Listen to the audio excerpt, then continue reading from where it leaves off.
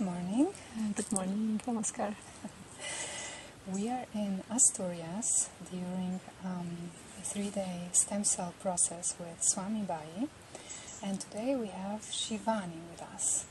Shivani is this real incarnated angel that I got to meet for the first time. She's a brahmacharini in the order of Bhakti Marga. Her guru and master is Swami Paramahansa Vishwananda, and she was so kind to agree to speak today a little bit about her diet.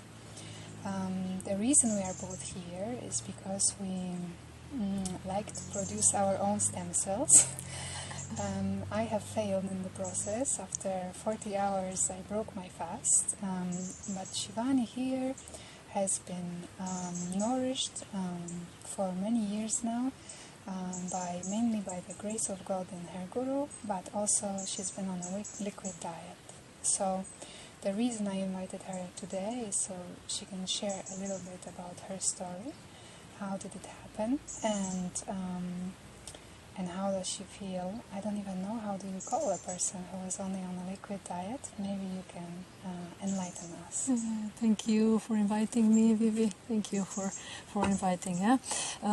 Usually I don't really speak about the way of, food and nourishment, because in the end of the life, this is not really important, honestly. I can share with you what my Gurudev said before I actually asked him if I can do this kind of a pranic journey, let's say. I asked him for a blessing and asked him for permission because I'm his brahmachari.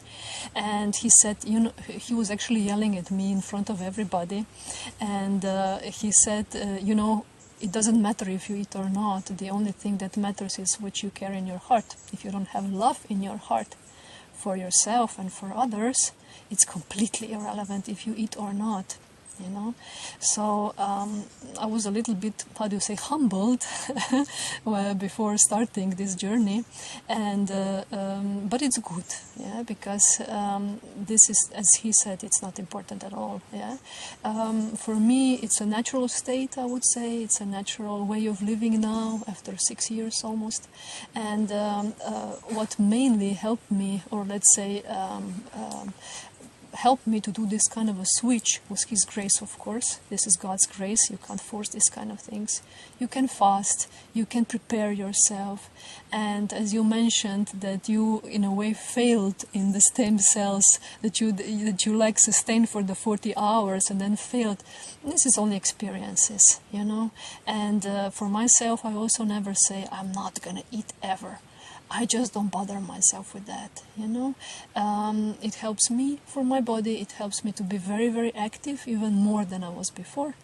It gives you a less attachment to the emotions, because you can't be pranic and be like in emotion for a long time. All emotions are still here, but they're like waves. They're like waves, because if you're like, as you said, I'm on liquids, I mostly drink water and tea. I really like matcha, and I like green tea, and a little bit of juice, not a lot, and that's it basically. It's an inner journey. It's a journey of not really self-realization. I don't care honestly about self-realization and enlightenment and freedom. I don't care about these things, but it helps me to be more loving.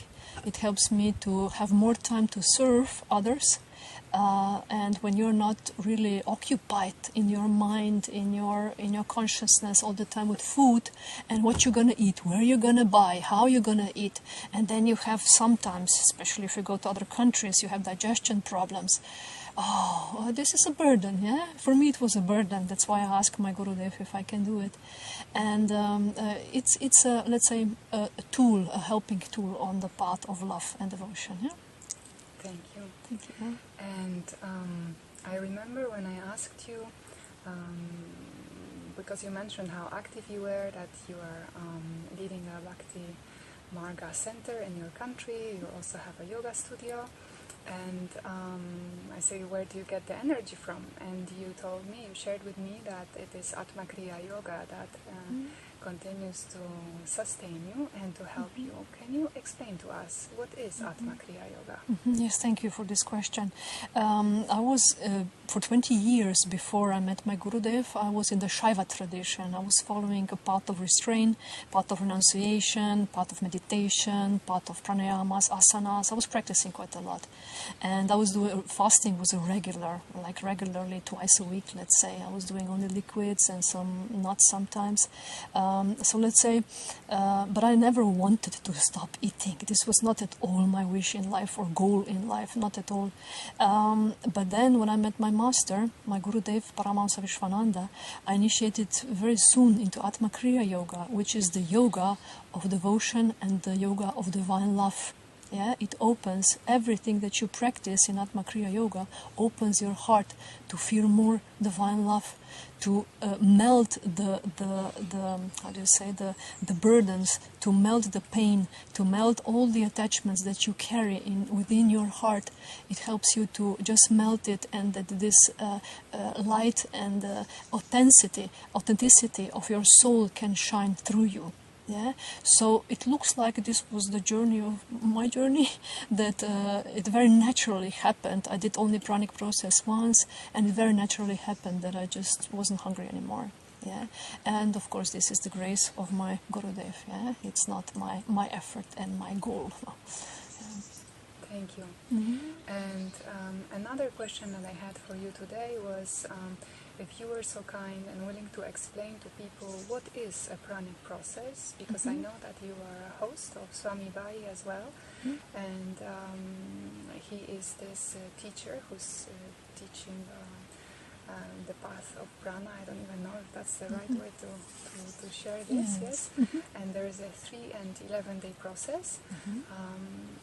Maybe you can explain what does it mean to live on prana? What does it mean pranic living? And maybe an example of your own process. Maybe it will be easier for people who are not familiar with these terms and not familiar with yoga also can understand what does that mean to gather energy directly from the sun. Yeah, so you see, pranic living, it's not that you stop eating, you know. You can, I meet people and I know them who still eat, but they have the pranic mindset, they have the pranic way of life.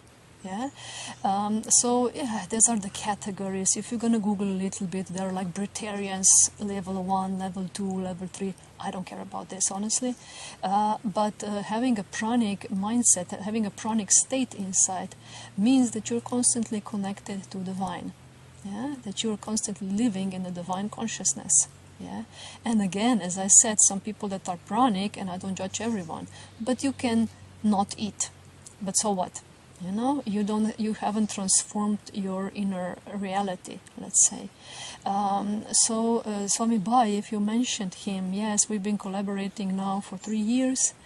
We've known each other for a while, and he's a professional, I would say. Yeah, I'm only a student, but he's a professional. He's been leading this kind of processes, and we're going to talk a little bit later about the 11 days process and 3 days of stem cells.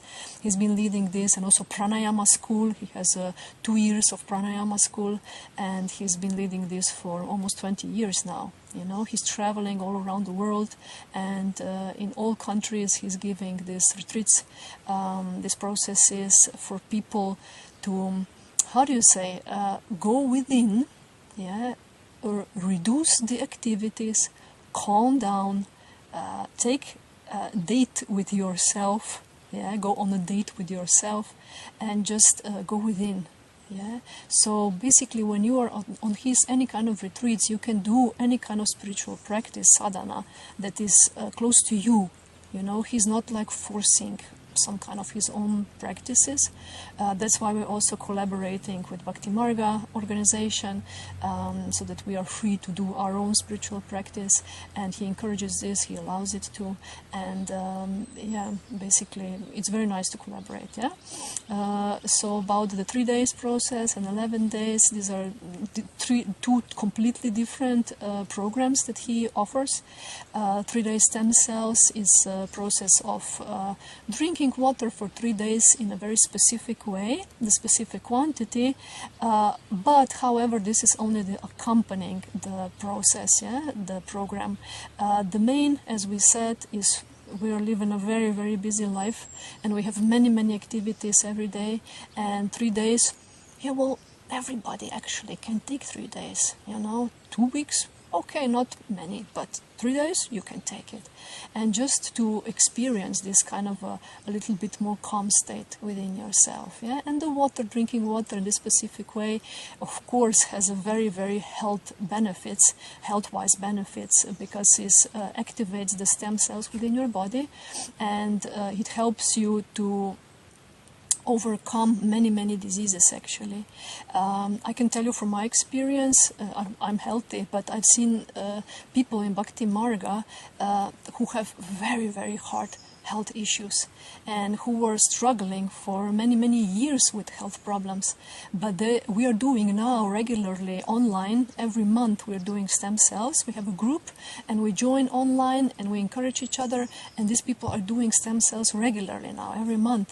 And it's really, really amazing to see how they are transforming and progressing, and how better they look and how better they feel also. Yeah?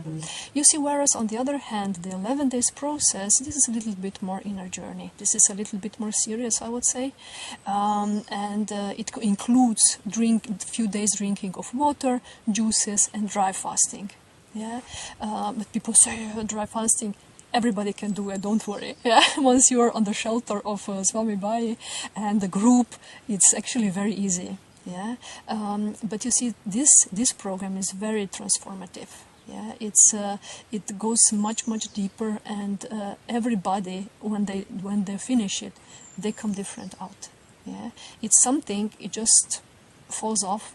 Something you just renounce in a way naturally, and again, especially if you're living a very, very active life, it's good that you really reset yourself once in a while in this way. Thank you. Thank you. And my last question, because I know you've been fasting for 3 days now, so I don't want to tire you too much. But last question is about the water herself. Here we are in Asturias, in Iliano, and we are very privileged to have water directly from the source, directly from the mountain spring. And you also mentioned that in a town where you live, you also have access to great water. And you shared with me during our day at the pool that you are able to distinguish different flavors of water and different qualities of water as a result of your own journey. Can you share a little bit about the importance of quality of water and what one can do if they wanted to do this process at home in order to enhance the water that they are going to be drinking during this process, if someone does not have access to natural spring? Yes, we are very blessed to have spring water here. Yes, and as you mentioned, I am blessed that I have it also at home, because you see, our body is is made of 65%, 70% of water. This is the main liquid inside of our body, and this is like being an antenna for the energy, for all the programs that are around us, And if the water is polluted, if the water is dead, that's why I never drink the bottled water. It's disgusting, sorry to say, but it's really disgusting. I drink pipe water from the pipe, and at home is also good water from the pipe and spring water, yeah. But at least if you don't have the access to you feel it. I mean, I feel it. I feel the structure of the water. I feel the taste. I feel the minerals inside. I feel the thickness of the water. And I feel also how it affects my body, of course. But, just try it. I would say for every individual, if there is a chlorine inside, if you feel that it's stinky, that it's smelly, well, then it's better to do the bottled water in a way, But if you have access to some kind of running water anywhere, this is the best choice, of course. Yeah. So. Thank you for your time. Thank you for inviting me, Vivi. Thank you so much. Thank you. All the best.